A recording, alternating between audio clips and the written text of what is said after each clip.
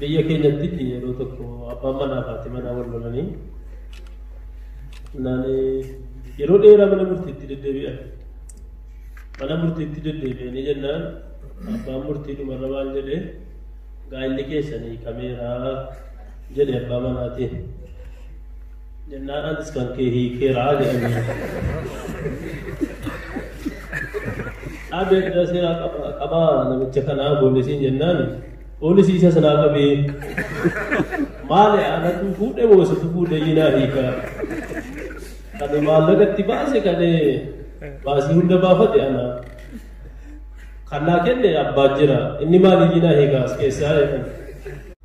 Yeroo Roomaan sivilaayizeeshinii keessa yookiin qaroomina Roomaa jedhamu keessa deebisa sanarra barreessan dubartiin nama moo namaa miti falmii guddaatu ture bara Roomaan sivilaayizeeshinii keessa. Nama moo namaa miti hayyoonni jiran wal dhabanii sagaleedhaan haa ta'uu jedhame sagaleedhaan gaafa murteeffamu dubartiin namaa kan jedhu sagalee tokkittiitu caalee argame. Persentuma 50 ta'e jechuudha fakkeenyaaf namoota baay'ee keessaa persentuma 50 bira ga'ee ka'e dubartiin namaa kan jedhu sagaleen tokko argame. Jalqaba lubbuu qabdi moo lubbuun qabdu yoo khilaafa ture. Bara Giriikii keessaa hanga ta'e fooyya'aa ture san dura ture jechuudha.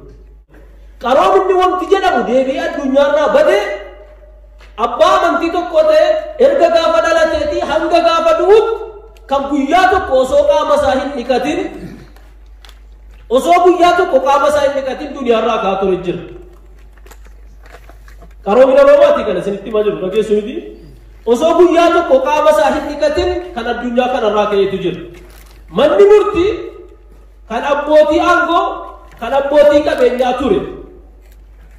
Isuma dhiyeenyaatti Roomaan impaayariin kun garuu alhamdulillah islaamummaa keessatti sirni hawaasummaa akkam ture sirni mana murtii akkam ture seenaa Aliyyi tokko ittiin isinii ture. Aliyyi ibn Abi Xaalib bara bulchiinsa isaa keessaa kobbortaan inni uffatee jihaada dhaqu osoo lola Khaybar dhaqu irraa bu'ee bade. Irraa badee jennaan Yahudaan tokko argee fudhate. Yahudaan sun argee fudhatee booda Yahudicha irratti arge Aliyyi ibn Abi Xaalib radiyallahu anhu warḍaa. Qabee kobbortaan kun kooti jedhee wal falman. Wal falmanii eessa dhaqu mana murtii dhaqan. An abbaan kooti jedhanii akka fedhan fudhachuun hin jiru. Maaliif seeratu dirqama bara. Manni murtii yookiin judisharii paartiin kun of danda'uu qaba. Warra siyaasaa irraas of danda'uu qaba. Warra miilitarii irraas of danda'uu qaba. Abbaan namni siyaasaa mana murtii ajajuu hin danda'u. Islaamnis kanuma nu barsiise. Silaa seerri amma jirullee kanuma nu barsiise. Yoo hojiirra oola laata inni hin gaaffii. Aliyyi ibn Abi Xaalib mana murtii dhaqee Yahudichis mana murtii dhaqe. Wal falmiidha wal himannaadha. Mana murtii fuuldura ta'anii inni kun bakka amiiraan malu taa'e inni sun bakka isaan malu taa'ee wal himatan. Aliyyi maal jedhe inni kun kobbortaa kootii jedhe. Yahudichis kan kootii jedhe. Abbaan murtii maal jedhame kan Aliyyumti achi kaa'eedha. Fidi ragaa kee jedheen Aliyyiidhaan. Ragaa kee fidi jennaan Hasaniif Huseeniin fidate ragaa. Seera Islaamaa keessatti lakki ilmoon abbaaf ragaa hin ta'u Hasaniif Huseen si ragaan ta'anuu jedhe. Ragaa biraa fidadhu jedheen. Ragaa biraa fidadhu jennaan ragaa biraa hin qabuu jedhe. Jennaan kobbortaan kee ta'uu nan beeka garuu seerri Islaamaa kana na dirqisiisaa kan Yahudichaati fudhadhu jedhe itti murteesse Aliyyi. Aliyyitti murteessinaa Yahudichi kee ajaa'ibsiifatee alana haqa Islaamaa kana iddoo inni itti haqa hordofu ilaalee amantii Islaamummaa fudhate Yahudichi kun. Qaroomina Islaamaa Itoophiyaa keessa akkamitti ture kitaaba Dr. Abdullah Khadir bal'inaan dubbisuu dandeessu.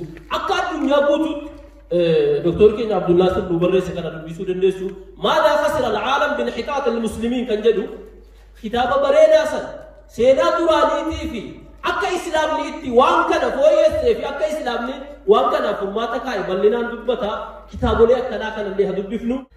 Obboleessi keenya kitaaba kana hedduutti taa'amee barreesse. Nuti immoo aadaa kitaaba dubbisuu fi kitaaba beeksisuu hin qabnu. Kitaaba kana beeksisuun dubbisuun yoo of qofa dubbisuu osoo hin taane akka namoonni dubbisan qooduun namoota kitaaba barreessan bira dhaabbachuun akka jarri kitaaba fuulduratti bareechanii oomishan karaa babbanaa deemuun aadaa ummata waa dubbisuu uumuun dirqama keenya waan ta'eef wal bira haa dhaabbannuun isiniin jedha. Assalaamu alaikum wa rahmatullahi wa barakatuh.